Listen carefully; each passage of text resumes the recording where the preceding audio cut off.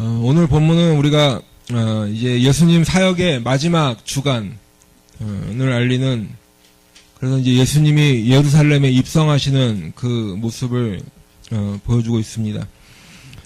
흔히 우리가 종려주일 사건이다 이렇게 말을 해요.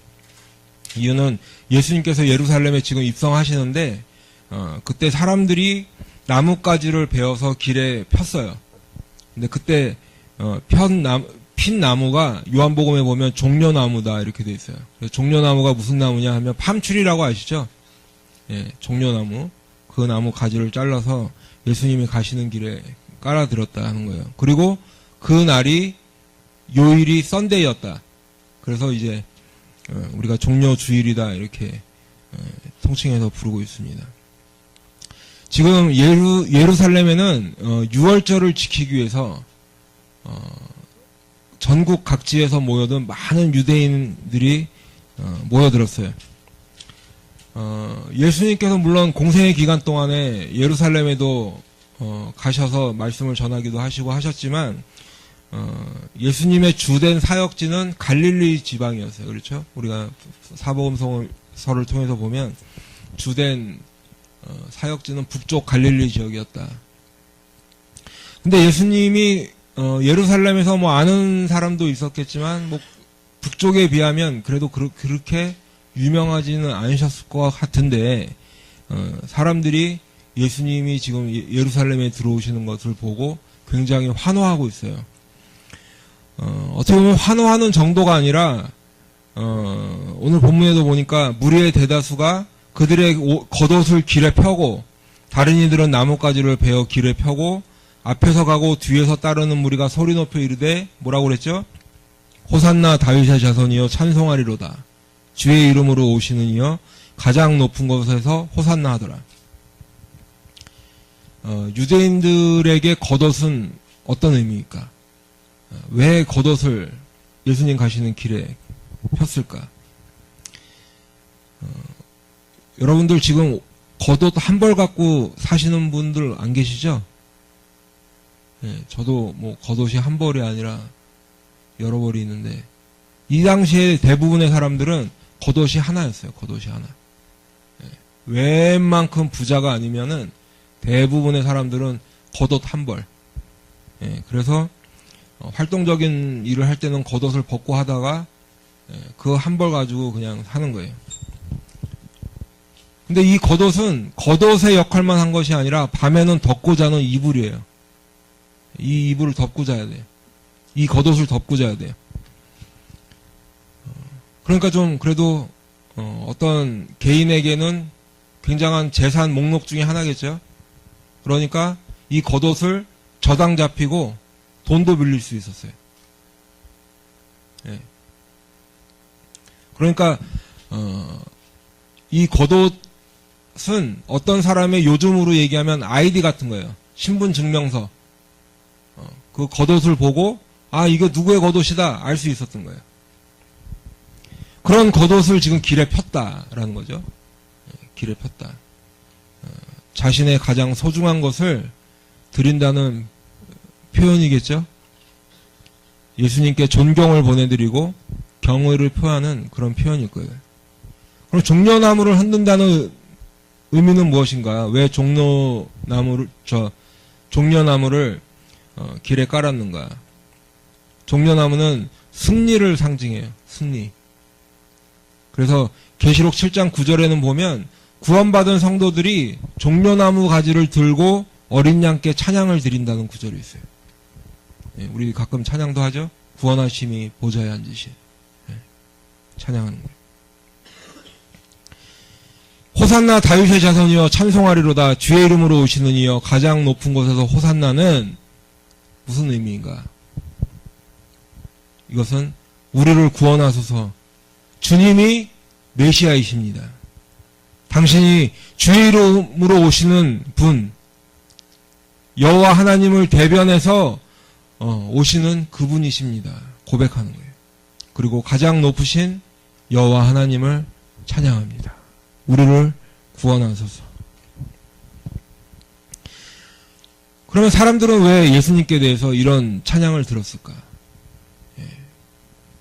그 이유가 요한복음에 보면 나와 있어요. 유대인들은 기본적으로 예수님께 대해서 이런 마음을 가지고 있어요. 먼저 누가복음을 좀 보면 유대인들이 예수님께 대해서 가지고 있는 마음이 누가복음 24장 21절에 보면 우리는 이 사람이 이스라엘을 속량할 자라고 바랐노라 그랬어요. 예수님께 원하는 것이 우리를 속량해 줄 것이다. 그리고 누가복음 19장 11절에 보면 그들은 하나님의 나라가 당장에 나타날 줄로 생각함이라. 예수님이 오셔서 기적들을 행하시는 거 보니까 하나님의 나라가 지금 당장, 지금 유대인들은 누구의 통치하에 있어요? 로마의 통치하에 있잖아. 로마 사람들이 지금 통치한다고. 우리나라가 예전에 일본의 식민 지배를 받았듯이 이 지금 이스라엘 백성들은 로마의 식민 지배를 받고 있으니까 예수님이 나셔서 기적도 행하시는 걸 하고 보니까 어떻게 돼? 야, 지금 당장이라도 내일이라도 우리나라가 해방되겠구나 생각했겠죠. 근데 그뿐만 아니라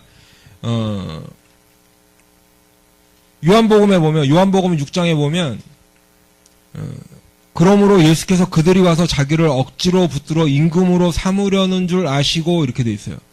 그게 언제냐 하면 유대인들이 예수님을 붙잡아다가 억지로라도 저분을 임금 삼아야겠다. 언제 그랬어요? 오병이어 떡 먹고. 로마의 압제로부터 우리를 풀어주실 분이고 우리에게 이제 떡과 생선을 그냥 막 주시는 거예요. 경제적으로도 공급을 주시는 분이 저분이 임금이 돼야 된다. 저분이 왕이 돼야 된다. 이게 유대인들의 기본적인 생각이었던 거예요. 예수님에 대해서. 근데 이제 다시 요한복음 말씀을 드리면 요한복음에 보니까 그것뿐만 아니라 요한복음 12장 11절부터 보면 이렇게 기록되어 있어요. 나사로 때문에 많은 유대인이 가서 예수를 믿음이로라. 나사로 때문에 믿었대, 예수님을. 그럼 나사로가 뭘 했길래 믿었을까요? 나사로가 뭘 한 건 아니죠. 예수님이 죽은 나사로를 살려주셨죠. 그리고 그 이튿날에는 명절에 온 큰 무리가 예수께서 예루살렘으로 오신다는 것을 듣고, 지금 예수님이 오신다는 것을 듣고, 나사로를 무덤에서 불러내어 죽은 자 가운데서 살리실 때에 함께 있었던 무리가 증언한지라. 그 예수님이 나사로를 살리실 때 많은 사람들이 보고 있었잖아요. 그 사람들이 또 예루살렘에 와서 저분이 나사로를 살리셨던 분이야 얘기했겠죠. 이에 무리가 예수를 맞으면 이 표적 행하심을 들었음이로라. 나사로를 살리신 그 사건이 굉장히 큰 이슈가 됐겠죠. 사람들 사이에 나사로가 살아났대. 나사로는 죽은 지 4일이나 지났어요. 그냥 방금 죽은 나사로를 살린 게 아니라 4일이나 지나서 무덤에 장사까지 다 지냈어요. 썩은 냄새가 나기 시작했어요, 이미. 근데 그 나사로를 살리셨다는 거죠. 여러분, 이게 얼마나 충격적인 일이에요. 요즘에도 간혹 나오죠. 장례식 하려고 죽었는 줄 알고 관에 입관하고 막 장례식 하려는데 안에서 쿵쿵 쳐서 열어보니까 그 사람이. 근데 나사로는 그 정도가 아니라 이미 장사까지 다 지냈어. 무덤에 들어갔어. 썩은 냄새가 난다고 그랬어요. 근데 그 나사로가 붕대를 감고 나오더라는 얘기예요. 이게 요즘으로 얘기하면 정말 인터넷에서 해외 토픽으로 난리가 났을 뉴스인데, 그래서 사람들은 그 소식을 듣고 너무 놀랐어요. 어떤 사람은 나사로 장례식에 와서 조문도 하고 간 사람이 있을 거 아니에요. 근데 그 나사로가 살아났다니까 진짜 살아났는지 구경하러 일부러 온 사람들이 있었어. 나사로를 일부러 구경하러. 그리고 진짜 자기가 며칠 전에 장례식 왔다 간 그 나사로가 살아있는 것을 보고 많은 사람들이 그 나사로를 살리신 예수님을 믿게 되었어요. 그리고 이제 사람들이 모여서 유월절을 앞두고 예루살렘에 들어오시는 그 예수님을 보고 환영하고 경의를 표하는 거예요. 이제 사람들은 기대하고 있겠죠. 신명기 18장 15절에서 모세가 말한 그 선지자, 그분이 이제 저분이구나. 이제 이 세상에 메시아가 다스리는 나라가 시작되는구나. 이제 이 지긋지긋한 로마의 통치는 끝이 나고 우리는 자유를 누리겠구나. 그런데 여러분, 지금 예루살렘에 들어오시는 예수님의 모습을 한번 보십시다. 사람들의 환영은 마치 개선 장군의 그 개선 행렬을 맞이하는 듯하고, 그리고 사람들의 기대는 하늘을 찌를 듯한데 예수님의 모습은 어째 개선 장군의 모습이 아니에요. 백마를 타고 늠름하게 들어오시는 것이 아니라 나귀 새끼를 타고 계세요. 레드카펫을 밟고 지나오시는 것이 아니라 사람들의 겉옷과 종려나무 가지를 밟고 오신다는 거예요. 그런데 이런 모습으로 예루살렘에 들어오시는 이유가 있어요. 4절에 보니까, 오늘 본문 4절에 보니까 이는 선지자를 통하여 하신 말씀을 이루려 하심이라. 선지자를 통하여 이루려 하셨다는 거예요. 여러분, 우리가 쭉 보지만 구약에서 예수님을 예언해 놓은 말씀들 한두 구절이 아니죠. 예수님이 나귀를 타고 가신 게 우연이 아니라는 거예요. 더 나아가서 십자가의 죽음이 우연이 아니라는 거예요. 어찌어찌 하다 보니까 모함을 받고 십자가에서 그냥 운이 나빠서 그렇게 돌아가신 게 아니라는 거예요. 그래서 그거를 그냥 우리 죄를 위해서 그렇게 죽으셨다라고 마치 그냥 말을 만들어낸 것이 아니라 이미 예수님의 십자가의 죽음은 예언되었다라는 것이죠. 십자가에서 죽으실 것을, 그 십자가에서 보혈을 흘리심으로 우리를 용서하실 것을, 우리의 죄의 문제를 해결해 주실 것을 이미 예언해 놓으셨다는 거예요. 나귀를 타고 오시는 것도 성경에 써 있었다는 거예요. 시온 딸에게 이르기를 내 왕이 내게 임하나니 그는 겸손하여 나귀 곧 멍에 매는 짐승의 새끼를 탔도다. 이 말씀이 어디에 예언된 말씀인가? 스가랴 9장 9절의 말씀이에요. 시온에 따라 크게 기뻐할지어다. 예루살렘에 따라 즐거이 부를지어다. 보라, 내 왕이 내게 임하시나니 그는 공의로우시며 구원을 베푸시며 겸손하여서 나귀를 타나니 나귀의 작은 것 곧 나귀 새끼니라. 예수님이 오시기 500년 전에 예언된 말씀.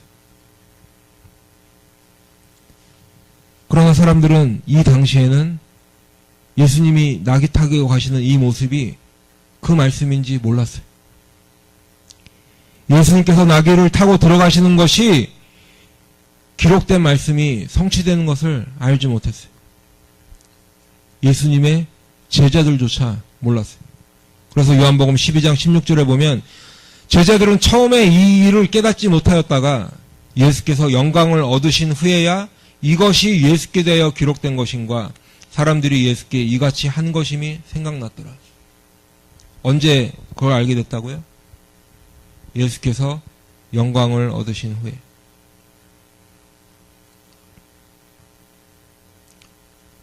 그런데요, 예루살렘 성 안에도 사람들이 있었습니다. 그렇죠? 근데 이 예루살렘 성 안에 있는 사람들의 반응은 지금 이 길에서 예수님을 환영하던 무리의 반응과는 사뭇 달랐어요. 물론 예수님이 지금 나귀 타고 예루살렘에 들어가셨을 때 예루살렘에 큰 소동이 일어날 정도로 큰 사건이었습니다. 그래서 성 안에 있는 사람들은 물어봅니다. 이 자가 누구냐? 이 사람이 누구야? 누군데 이렇게 사람들이 호산나 다윗의 자손이여 하고 겉옷을 피고 종려나무를 흔들고 피고 할까? 사람들이 물었어요. 그랬더니 무리가 대답합니다. 사람들이 대답해요. 갈릴리 나사렛에서 나온 선지자 예수라. 성경에는 지금 쓰여져 있지 않지만 이 성 안에 있는 사람들의 반응은 어땠을까? 한번 생각해 봤어요. 아마도 그들의 반응은 에이, 난 또 뭐라고? 별거 아니네. 그럼 그렇지. 왜 그렇게 반응했을 거라고 제가 생각했는가? 예전에 나다나엘이 빌립이 나다나엘을 와 보라 할 때 나사렛에서 무슨 선한 것이 날 수 있느냐 했어요. 유대인들은 나사렛 출신은 선지자가 나올 수 없다고 생각하는 동네예요. 그러니까 갈릴리 나사렛에서 나온 선지자 예수라 하니까 에이 이거 아니구나 생각했겠죠. 그렇죠? 예루살렘 성 안에 있는 사람들도 나다나엘처럼 나사렛에서 무슨 선한 것이 날 수 있느냐 그런 반응을 보였을 거예요. 근데 이런 반응뿐만 아니라 15절에 보면 대제사장들과 서기관들은 화도 났어요. 지금 아이들이 성전에서 예수님께 대해서 이렇게 얘기합니다. 아이들이 성전에서 소리질러 호산나 다윗의 자손이여 주님을 막 찬양하는 거예요. 그랬더니 이 대제사장과 서기관들이 그들이 하는 말을 듣느냐 얘기해요. 무슨 말이냐면 저 아이들 좀 조용히 시켜라 하는 얘기예요. 누가복음에는 바리새인들도 와서 선생이여 당신의 제자들을 책망하소서 하고 컴플레인합니다. 못하게 하라는 거죠. 뭘 못하게 해요? 호산나 다윗의 자손이여 가장 높은 곳에서 호산나 이 찬양하는 거를 못하게 하라는 거예요. 왜? 이 지금 대제사장과 서기관들과 바리새인들이 볼 때는 찬송은 하나님만 받으셔야 되는데 자신들이 보는 낙이 타고 온 저 나사렛에서 온 아무것도 아닌 것 같은 저 선지자라는 저 사람에게 지금 가당치도 않은 거죠.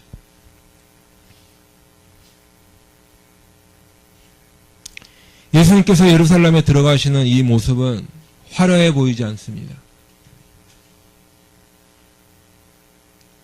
비록 사람들이 자신들의 겉옷을 피고 종려나무를 흔들고 피고 예수님을 맞이하긴 했지만 예수님의 행렬은 백마 타고 입성하는 개선장군의 모습은 아니고 그리고 나사렛 출신이라 무시도 당하시고 대제사장들과 서기관들 그리고 바리새인들에게 비난도 들으셨지만 그러나 사실 이 날은 주님께서 영광을 받으신 날이에요. 이 날은 세상을 향해 심판을 선포하시는 날이에요.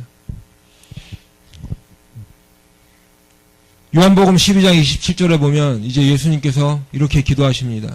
지금 내 마음이 괴로우니 무슨 말을 하리요? 아버지여 나를 구원하여 이 때를 면하게 하여 주옵소서. 그러나 내가 이를 위하여 이 때에 왔나이다. 아버지여 아버지의 이름을 영광스럽게 하옵소서. 예수님께서 이 기도를 하시자마자 이제 하늘에서 소리가 나는데 이렇게 기록되어 있어요. 이에 하늘에서 소리가 나서 이르되 내가 이미 영광스럽게 하였고 또다시 영광스럽게 하리라 하시니. 예수님의 영광은 예수님께서 행하신 표적들을 통해서 나타나지만 특별히 예수님의 가장 큰 사랑의 행위인 십자가에서 완성이 되는 거예요. 하늘에서 이 소리가 들렸을 때 옆에 있던 사람들은 천둥이 들렸다고도 했어요. 천사가 말한다고도 했어요. 그때 예수님께서 이 소리가 난 것은 나를 위한 것이 아니요 너희를 위한 것이니라. 이제 이 세상에 대한 심판이 이르렀으니 이 세상의 임금이 쫓겨나리라 말씀하십니다. 여러분, 사탄은 예수님을 십자가에서 죽이면 자기가 승리하는 줄 착각하고 있었어요. 예수님을 이 땅에서 없애버리면 자신의 세상이 되는 줄 착각하고 있었습니다. 그래서 예수님을 십자가에 못 박았어요. 가룟 유다를 사용하고 대제사장들과 서기관들과 바리새인들을 사용해서 십자가에 못 박았어요. 그러나 예수님은 십자가에서 영광을 받으시고 십자가에서 승리를 이루셨습니다. 내가 땅에서 들리면 모든 사람을 내게로 이끌겠노라 하시니 이렇게 말씀하시면 자기가 어떠한 죽음으로 죽을 것을 보이심이로라. 땅에서 들린다. 십자가에서 죽는 모습을 말씀하시는 거겠지만 동시에 땅에서 높임을 받으시는 의미도 있다는 거예요. 예수의 죽음이 십자가에서 못 박혀서 처참하게 죽은 것 같지만 그 십자가의 죽음이 결국 승리하시는 것이고 영광을 받으신다는 것이에요. 이사야서 52장 13절에 보면 보라 내 종이 형통하리니 받들어 높이 들려서 지극히 존귀하게 되리라 말씀하십니다. 오늘 본문 1절에 보면 감람산 벳바게라는 지명이 나와요. 한번 유심히 잘 보시면 감람산 벳바게. 이 두 지명은 지금 21장의 내용에 비춰볼 때 매우 중요한 지명이에요. 감람산은 스가랴가 예루살렘의 멸망을 예언할 때 언급하고 있는 곳입니다. 스가랴 14장 4절에 보면 그날에 그의 발이 예루살렘 앞 곧 동쪽 감람산에 서실 것이요 감람산은 그 한 가운데가 동서로 갈라져 매우 큰 골짜기가 되어서 산 절반은 북으로 절반은 남으로 옮기고. 마태복음 24장 3절에 보면 예수님께서 세상의 종말에 대해 가르치실 때 말씀하신 장소가 감람산이에요. 그리고 이제 이곳 감람산을 떠나서 나귀를 타고 예루살렘에 들어가셔서 예루살렘과의 이별을 고하고 계십니다. 예루살렘의 심판을 선포하고 계신 거예요. 누가복음 19장 41절에 보면 이제 그 성을 보고 예루살렘 성을 보고 우셨다라고도 기록되어 있어요. 예루살렘은 하나님의 성전이 있는 거룩한 곳입니다. 평화의 왕 살레망이 다스리던 그런 성이었어요. 그런데 평화를 전하러 오신 예수님을 거부하는 이스라엘의 종교 지도자들의 도시로 전락하고 말았어요. 이사야서 59장 2절의 말씀처럼 오직 너희 죄악이 너희와 하나님 사이를 갈라놓았다고 했는데 우리의 죄 때문에 우리 하나님과 우리의 사이가 갈라졌는데 로마서 5장 1절의 말씀처럼 이제 우리 주 예수 그리스도로 말미암아 하나님과 화평을 누리자. 예수님 때문에 우리가 하나님과 화평을 누리게 된다는 것이 복음인데 그 예수님을 알아보지 못하는 정도가 아니라 십자가에 못 박는 장소가 되었다는 거예요. 예루살렘이. 이제 예루살렘은 없어질 것이. 실제로 AD 70년에 예루살렘은 돌 위에 돌 하나 남지 않는 완전히 패망의 길을 겪게 됩니다. 그런데 이 예루살렘이 다시 나타날 때가 있어요. 언제 다시 나타나는가? 지금 미국 대사관을 옮긴다고 나타나는 게 아니라 요한계시록 21장 2절에 보니까 또 내가 봄에 거룩한 성 새 예루살렘이 하나님께로부터 하늘에서 내려오니 돼 있어요. 이제 마지막 날 하나님께서 새 하늘과 새 땅을 창조하시는 그 날에 거룩한 성 새 예루살렘이 하나님께로부터 하늘에서 내려올 것이다. 두 번째 이제 이별을 고하시는 것이 있는데 그것은 성전입니다.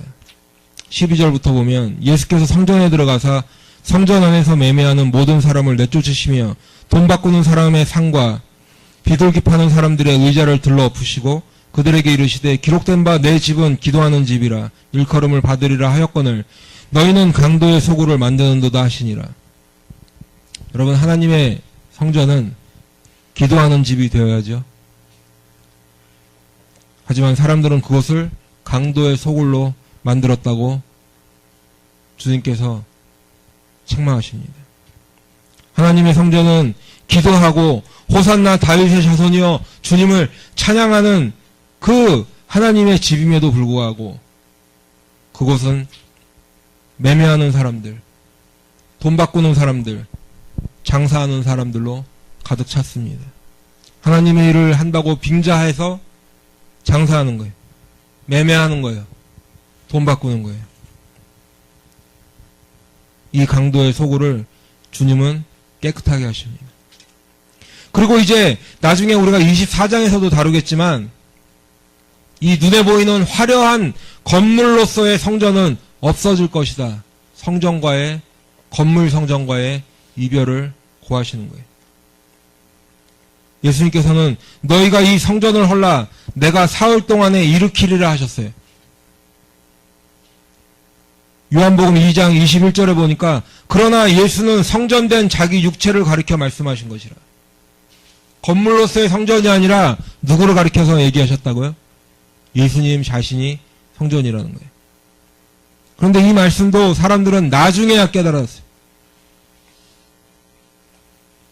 죽은 자 가운데서 살아나신 후에야 제자들이 이 말씀하신 것을 기억하고 성경과 예수께서 하신 말씀을 믿었더라. 여러분, 이제 더 이상 건물이 성전이 아닙니다. 우리가 이렇게 예배 드릴 때 건물이 필요하죠. 그러나 건물을 성전이라고 해서는 안 돼요.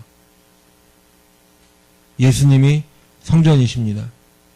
요한계시록 21장 22절에도 보면 성 안에서 이 예루살렘을 성을 얘기하는 거예요. 성 안에서 내가 성전을 보지 못하였으니 예루살렘이 내려왔는데 성은 보이는데 예루살렘 안에 있어야 될 성전이 보이지 않는 거예요. 이는 주 하나님 곧 전능하신 이와 및 어린 양이 그 성전이심이라. 예수님은 성전 건물과의 이별을 고하고 계신 거예요.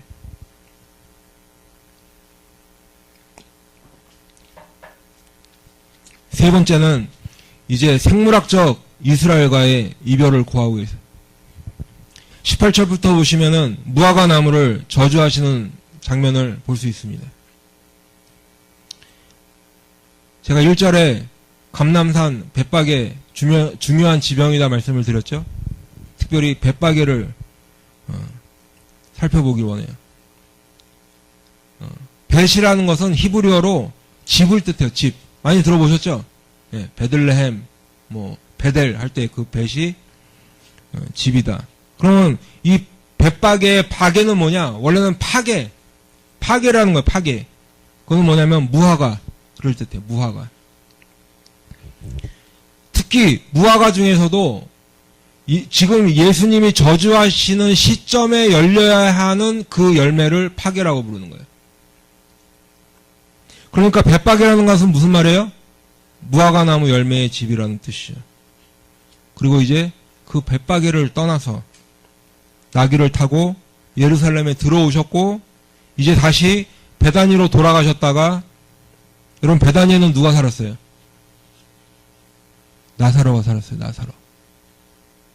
나사로 남매 마리아 마르다 그 살고 있는 베다니로 가셨다가 혹시 그곳에 머무르셨을지도 모르겠죠.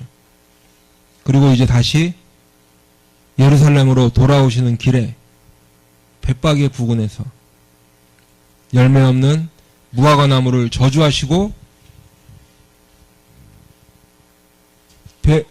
무화과 나무 열매의 지명 앞에서 무화과 나무를 저주하신다는 거예요. 이 벳박이라는 지명은 성경에서 이 이야기에만 나오는 지명이에요. 그리고 이제 이 열매 없는 무화과 나무를 저주하신 사건은 상징적 의미를 가지고 있는데 지금 시간 관계상 자세하게는 말씀을 못 드리지만 열매 없는 무화과 나무가 저주받은 것처럼 예수님을 구세주로 믿지 못하는 이 이스라엘 백성에 대한 심판을 상징적으로 보여주는 거예요. 이스라엘 백성은 하나님의 선택을 받았어요. 하나님의 계명을 먼저 받은 민족이에요. 그래서 이 세상 누구보다 하나님을 더 사랑하고 하나님께 더 순종하는 그 열매를 맺어야 됨에도 불구하고 이스라엘 백성은 어떻게 했죠? 하나님을 배반하고 우상을 섬기고 그저 그들이 추구하는 종교 생활에만 열심을 냈고 그들의 잎사귀만 자랑하고 있었어요. 세례 요한도 이미 경고했어요. 이들을 향해서. 마태복음 3장 8절에 보면 그러므로 회개에 합당한 열매를 맺고 속으로 아브라함이 우리 조상이라고 생각하지 말라.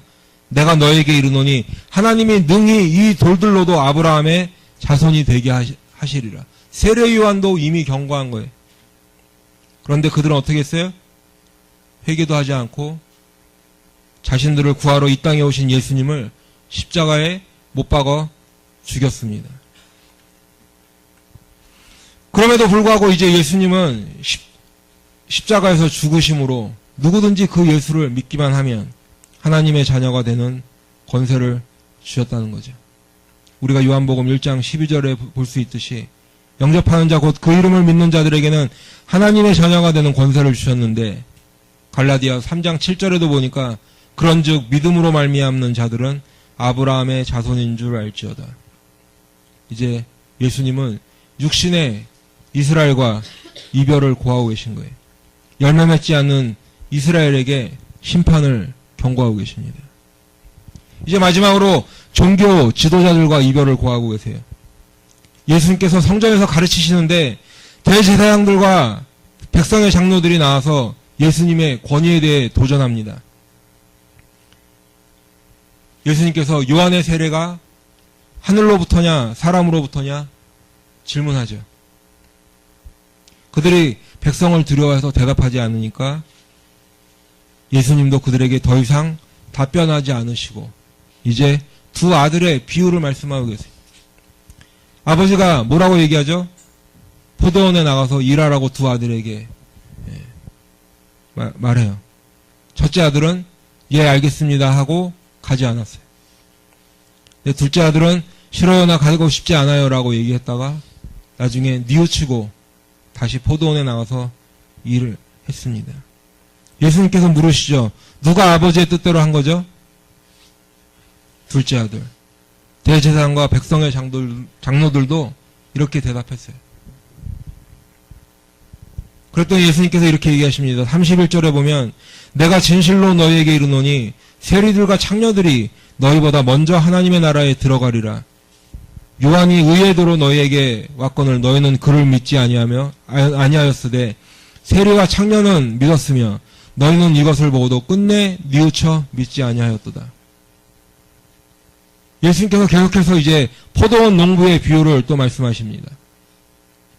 어떤 포도원 주인이 있었는데 포도원을 만들고 농부들에게 이제 세를 주고 타국으로 갔어요. 열매 거둘 때가 되어서 열매를 받으러 종을 보냈더니 어떻게 했죠? 농부들이 종을 잡아서 하나는 죽이고 하나는 때리고 하나는 돌로 쳤어요. 주인이 이제 또 두 번째 종들을 보냅니다. 처음보다 더 많이 보냈어요. 근데 이 농부들이 그들에게도 똑같이 때리고 그들을 똑같이 죽이고 돌로 쳤어요. 그래서 이제 이 주인이 세 번째는 자신의 종을 보내는 것이 아니라 아들을 보냅니다. 그래도 내 아들이니까 존대해주겠지. 잘해주겠지. 그랬는데 어떻게 했습니까? 그 농부들이 저 아들을 죽이고 그 유산을 우리가 뺏자. 잡아 포도원 밖에 내쫓아서 죽였느니라. 그때 예수님이 질문하십니다. 그러면 포도원 주인이 올 때에 그 농부들을 어떻게 하겠느냐? 대제사장들과 바리새인들이 대답합니다. 그 악한 자들을 진멸하고 그 포도원은 제때의 열매를 바칠 만한 다른 농부들에게 새로 줄지니이다. 여러분, 정답을 얘기하고 있어요. 대제사장들과 백성의 장로들과 바리새인들이 대답은 잘해요. 지금 예수님의 이 비유 가운데서 예수님을 믿지 않는, 예수님을 구원자로 믿지 않는 자신들의 모습은 보지 못하고 그저 다른 사람 얘기하듯이 그 포도원 주인의 종들을 죽이고 때리고 그 아들까지도 잡아 죽였던 그 농부들을 공의로운 마음에 얘기했겠죠. 근데 그 모습이 자신들의 모습이라는 걸 깨닫지 못했어요. 예수님이 답답하시니까 말씀을 계속 이어가십니다. 너희가 성경에서 읽어본 일이 없느냐 하시면서 말씀하시는데 건축자들이 버린 돌이 모퉁이의 머릿돌이 되었나니 이것은 주로 말미암아 낸 것이요 우리 눈에 기이하도다. 예수님이 말씀하시는 거예요. 이 말씀을 지금 시편 118편 22절에 써있는 이 말씀을 읽어본 일이 없느냐? 물론 예수님이 이렇게 말씀하신 건 아니지만 118편 22절을 인용하셔서 너희도 성경 많이 알고 있는데 이 말씀 몰라? 하시는 거예요.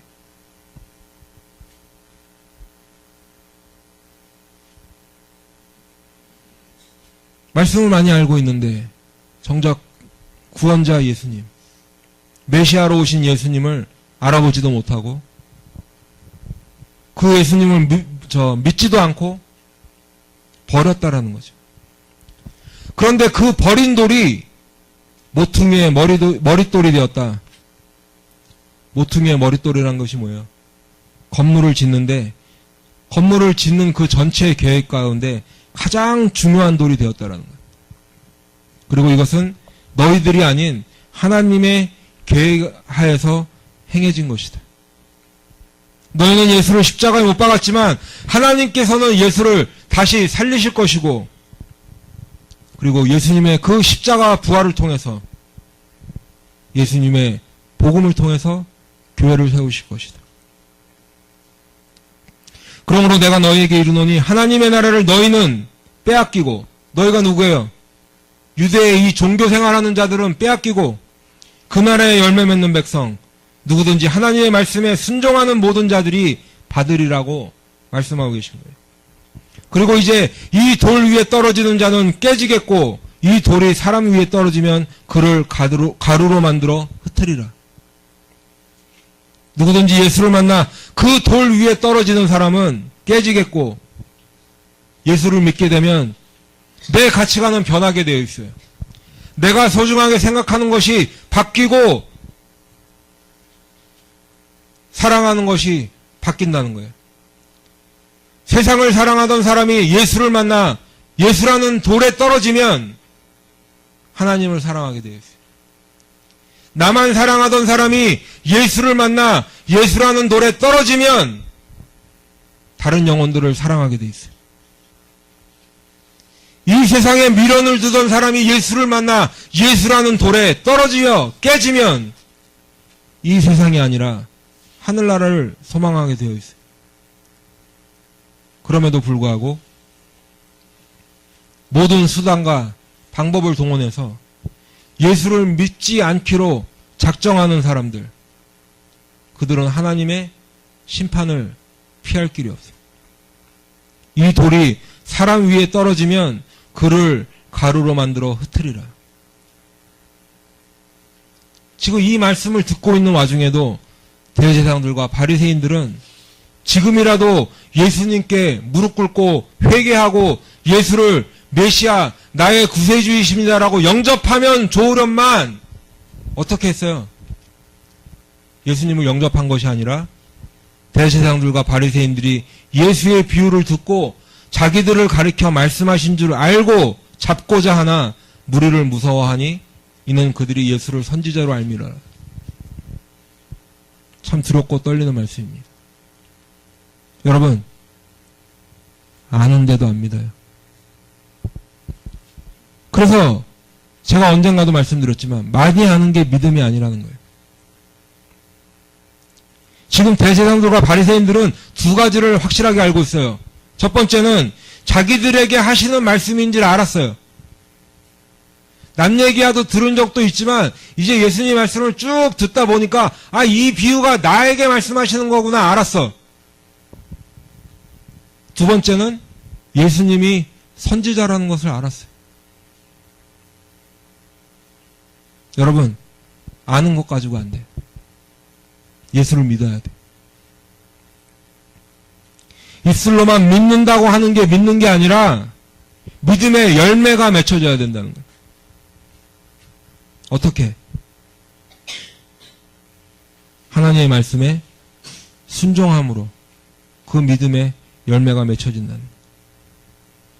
말로 예, 제가 가서 일하겠습니다 했던 그 첫째 아들처럼 대답은 하고 결국엔 순종하지 않은 그 첫째 아들처럼 하는 것이 아니라 혹시 싫어요 했다고 해도 뉘우치고 회개하고 순종하는 사람들이 되어야 될 줄로 믿습니다. 여러분, 지금 우리 눈에 보이는 것은 이 세상의 것들이 보이죠. 우리는 돈이 보이고, 건강이 보이고, 명예가 보이고, 학벌도 보이고, 사람의 외모도 보입니다. 그런데 그것이 다가 아니고 우리 눈에 보이는 그런 것들은 잠깐이라는 거예요. 사도 바울은 우리가 예수를 믿기 전에는 우리가 이렇게 살았대요. 에베소서 2장 3절에 보니까 우리 육체의 욕심을 따라 지내며 육체와 마음이 원하는 것을 하여, 이게 우리의 본 모습이었다는 거예요. 내가 원하는 대로, 내 몸 가는 대로, 내 몸 편한 대로. 근데 베드로는 베드로전서 3장 3절에서 이렇게 얘기합니다. 너희의 단장은, 우리를 아름답게 단장하죠? 꾸미죠? 너희의 단장은 머리를 꾸미고 금을 차고 아름다운 옷을 입는 외모로 하지 말라고 했어요.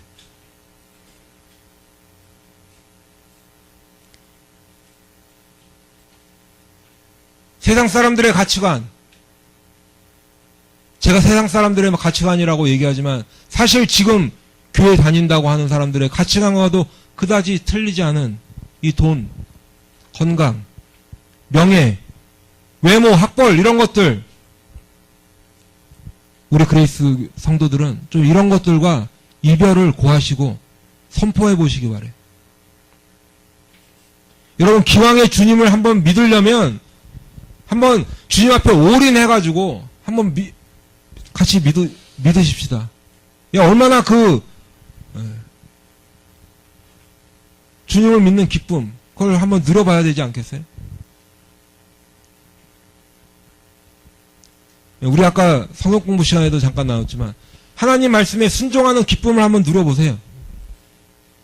야, 예수 믿고 나니까 뭐 이렇게 하지 말라는 게 마치 내 발에 족쇄 채웠네, 이거 아니라 하나님 말씀에 순종하는 기쁨, 하나님 말씀 안에서 순종함으로 자유하는 기쁨, 그 자유와 기쁨을 누려보시라는 거예요.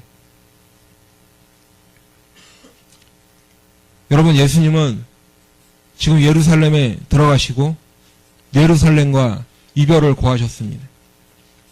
성전 건물과 이별을 고하시고 육신의 이스라엘과 이별을 고하셨어요. 그리고 유대의 종교 지도자들과 그리고 그들의 종교적인 행위와 이별을 고하십니다. 네, 여러분, 예수님께서 이별을 고하신다는 말씀은 다른 말로 하면 하나님의 심판을 선포하시는 거예요. 하나님은 사랑이시기 때문에 우리를 지옥에 보내실 수 없어서 그 아들 예수 그리스도를 이 땅에 보내시고 우리를 대신해서 십자가에서 저주를 받게 하시고 우리의 죄를 용서하셨습니다.